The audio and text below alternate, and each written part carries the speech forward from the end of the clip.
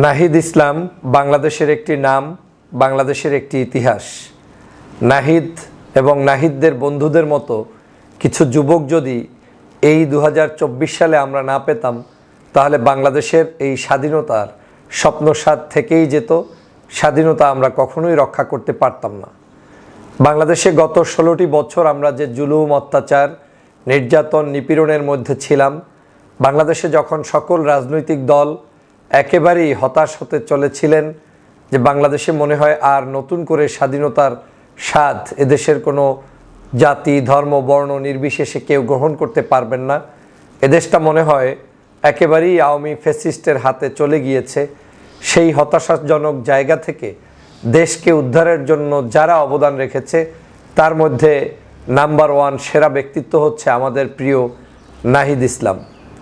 নাহিদ ইসলামরা যে জুলুম, অত্যাচার সহ্য করেছে, যেই সময় আরাম আয়েশে জীবনযাপন করতে পারতেন, যেই সময়টাতে পরিবার নিয়ে ব্যস্ত থাকতে পারতেন, যেই সময় পার্সোনাল লাইফ নিয়ে গ্যাংস্টার সেজে ঘুরে বেড়াতে পারতেন, সেই সময়ে এই নাহিদ ইসলামরা বাংলাদেশের মানুষের কথা ভেবে নিজের জীবনকে মৃত্যুর কোলে ঠেলে দিয়ে তারপর 2024-এর জুলাই বিপ্লবকে সাধন করেছে এবং অ্যাচিভ করেছে। আজকের এই নাহিদ ইসলাম বাংলাদেশের প্রত্যেকটি জনগোষ্ঠীর কাছে পরিচিত এবং সুপরিচিত এবং সুন্দর একটি নাম, এবং তার নেতৃত্বে আমরা বাংলাদেশের এক দফা যে আন্দোলন, এই আন্দোলন সংগ্রাম করে ফ্যাসিস্ট শেখ হাসিনাকে বাংলাদেশ থেকে তাড়াতে পেরেছি। আজকের এই নাহিদ ইসলামকে নিয়ে বাংলাদেশের বিভিন্ন জায়গায়, বিভিন্ন মহলে বিভিন্ন ধরনের ষড়যন্ত্র করানো হচ্ছে। এর অন্যতম কারণ হচ্ছে যাতে করে নাহিদ ইসলামদের মতো মানুষকে বিতর্কিত করতে পারলেই বাকিরা যারা ষড়যন্ত্র করে সবসময়, এই ষড়যন্ত্রবাজরা যে কোনো মূল্যে প্রতিষ্ঠিত হতে পারে। বন্ধুরা আমার, আপনারা জানেন নাহিদ ইসলাম আজ এই বাংলাদেশের জন্য কি কষ্ট নেই করেছেন। যখন এই বাংলাদেশের মানুষ সব জায়গা থেকে বঞ্চিত হচ্ছে, সকল জায়গায় নিপীড়নের শিকার হচ্ছে, যখন কারো কথা কেউ শুনছে না, এবং যখন কেউ এই এক দফা দাবির উচ্চারণও মুখে আনতে পারছে না, তখন কিন্তু নাহিদ শহীদ মিনারে গিয়ে সেখানে এক দফা দাবি মুখ থেকে উচ্চারণ করে জাতির সামনে এক দিকপাল হিসেবে আবির্ভূত হয়েছিলেন। নাহিদ ইসলামকে ডিবির হারুনেরা গ্রেপ্তার করে তারপরে কি অমানুষিক নির্যাতন করেছে সেটা আপনারা দেখেছেন। তাদেরকে বন্দি করে রাখা হয়েছিল, তারপরে তাদেরকে যে কোনো মূল্যে চাপ সৃষ্টি করে সরকারের পক্ষে স্টেটমেন্ট দেওয়ার জন্য বাধ্য করা হয়েছিল, কিন্তু তারা কিন্তু আমরণ অনশনে গিয়ে তাদের সকল ষড়যন্ত্র ফাঁস জনগণের কাছে পৌঁছে দিয়েছে। এই নাহিদদেরকে গুম করা হয়েছে।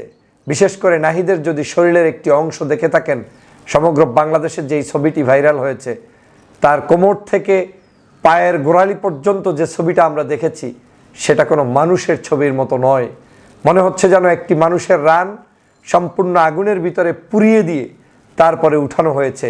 এই হচ্ছে সেই নাহিদ, এই হচ্ছে সেই নাহিদ যারা আমাদের চেতনার বাতিঘর, যারা আমাদের বলিষ্ঠ কণ্ঠস্বর, যারা আমাদের জীবনকে নতুন করে উপহার দেওয়ার একটি নাম। এই নাহিদরা যদি 24-এ আবির্ভূত না হতেন, তাহলে বাংলাদেশের এই আজ যে স্বাধীনভাবে কথা বলছেন, আজ যে স্বাধীনভাবে রাজনীতি করছেন, আজ যে স্বাধীনভাবে মত প্রকাশ করছেন, আজ যে আপনি বাংলাদেশকে স্বাধীন বাংলাদেশ মনে করছেন, তার কিছুই থাকতো না। We are Nahid. আমরা নাহিদের পক্ষের, আমরা নাহিদ সহ নাহিদের অনুগামী সকল বন্ধুদের আমরা। তারা আমাদের ছোট ভাই, তারা আমাদের জন্য কাজ করেছেন, দেশের জন্য লড়াই করেছেন, দেশের মানুষের জন্য লড়াই করেছেন। এই নাহিদের সবচেয়ে বড় একটি দিক হচ্ছে নির্দ্বিধায় কথা বলা। যখন বাংলাদেশের সংবিধান নিয়ে কেউ কথা বলতে পারে না, নাহিদরা তখন সংবিধানের বিরুদ্ধে দাঁড়িয়ে যে এই সংবিধান হচ্ছে ফ্যাসিবাদী শেখ হাসিনার সংবিধান, এটাকে পরিবর্তন করে নতুন সংবিধান কিংবা সংস্কারমূলক সংবিধান দরকার, তারা নাহিদরাই করতে পেরেছে। এই নাহিদই করতে পেরেছে। এই নাহিদই আজকের বাংলাদেশে শেখ মুজিবের পারিবারিক যে ছুটি 8টা দিবস বন্ধ করেছে, তার মধ্যে 5টি হচ্ছে শেখ হাসিনার পরিবারের ছুটি। শেখ রাসেল, শেখ কামাল, ফজিলাতুন্নেসা, শেখ মুজিব, এভাবে করে শেখ হাসিনা এদের এই জাতীয় দিবসগুলোকে বন্ধ করে দিয়েছে এই নাহিদ।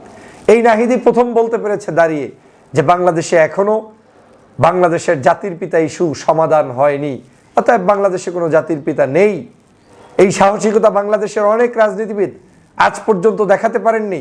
শুধু রাজনৈতিক কারণে আমরা হয়তো অনেক সময় আওয়ামী লীগের বিরোধিতা করছি, কিন্তু আইন দিয়ে নিষিদ্ধ করা, আইন দিয়ে আইনের পদে থেকে জোর গলায় বক্তব্য রাখা, সেটা কিন্তু অনেকের পক্ষে সম্ভব হয়নি। কারা করেছে? নাহিদ করেছে। নাহিদ আওয়ার প্রাউড, নাহিদ আমাদের সম্পদ, নাহিদ আমাদের দেশের জন্য যা করেছে, কিয়ামত পর্যন্ত যদি বাংলাদেশের কোনো মানুষ এই নাহিদের আর কোনো কাজ নাও পায়, তারপরেও তাকে স্মরণ করতে হবে। কারণ ৭১-এর স্বাধীনতা যুদ্ধ আমরা করেছি, বাংলাদেশের লক্ষ লক্ষ শহীদ হয়েছে, নাহিদরা ২৪-এর স্বাধীনতা এনে দিয়েছে এবং ২৪-এ তাদের ২,০০০ বন্ধু শহীদ হয়েছে। ৫০,০০০-এর অধিক মানুষ হাত নেই, পা নেই, চক্ষু নেই। আমি এই নাহিদদের বিরুদ্ধে যে কোনো ধরনের ষড়যন্ত্র সজাগ দৃষ্টি রাখার জন্য দেশবাসীকে আহ্বান জানাই, বাংলাদেশের মানুষকে আহ্বান জানাই, আপনাদেরকে নাহিদদের ব্যাপারে সতর্ক থাকতে হবে। নাহিদদের ব্যাপারে একটি কুচক্রী মহল দাবি তুলে বিভিন্ন পেশার জায়গা থেকে, বিভিন্ন দাবি দেওয়ার মধ্য থেকে তাদেরকে অপমান অপদস্থ করার একটি কৌশল নিয়েছে। কিন্তু ওই জায়গায় যারা সত্যিকার দেশের জন্য লড়াই করছে তাদের দোষ না, কিন্তু কিছু মানুষকে আওয়ামী লীগ ইনপুট করে দিচ্ছে যাতে করে ছাত্র আন্দোলনকে বিতর্কিত করা যায়। এই বৈষম্য বিরোধী ছাত্র আন্দোলনকে বিতর্কিত করতে পারলে, এই ছাত্র জনতার দাবি দাওয়াকে বিতর্কিত করতে পারলেই বাংলাদেশে একটি মহল এই দেশে আওয়ামী লীগের হয়ে ষড়যন্ত্র বাস্তবায়ন করতে পারে, যেটা আমরা বাংলাদেশে কোনোদিন হতে দিব না। নাহিদ কোনোদিন আমার দলের না হোক, নাহিদ কোনোদিন আমার মতের না হোক, নাহিদদের কাছ থেকে আমার জীবনে আর কিছু প্রাপ্তি হোক কিংবা না হোক, আমরা নাহিদদের পক্ষেই থাকব, আমরা নাহিদদের সাথেই ছিলাম, আমরা নাহিদদের সাথেই থাকব। কি বলিষ্ঠ ভূমিকা রেখেছে। জুলাই মাস জুড়ে আগস্টের ৫ তারিখ পর্যন্ত যে স্বপ্ন নিয়ে বাংলাদেশে তারা এগিয়ে গিয়েছেন, সেটা এই নাহিদদের কারণেই সম্ভব হয়েছে। নাহিদরা বুকের তাজা রক্ত ঢেলে দিয়ে, তার বন্ধুরা বুক পেতে দিয়ে হাত উঁচু করে, তারপরে তারা যখন রক্ত ঝরিয়েছে, দেশটা তখন স্বাধীন হয়েছে। আজ স্বাধীন বাংলাদেশে আপনি, আমি, আমরা চলতে পারছি, কথা বলতে পারছি, আমরা মানুষের সামনে উপস্থাপিত হতে পারছি।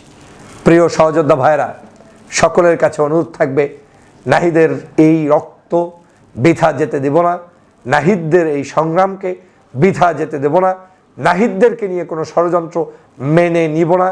নাহিদরা এই বাংলাদেশের যে কোনো সময়ের যে কোনো ইতিহাসের চাইতে বাংলাদেশের ইতিহাসের নতুন ইতিহাস সৃষ্টিকারী, অতএব তাদেরকে নিয়ে ষড়যন্ত্র কোনোভাবে বুনতে দেওয়া হবে না।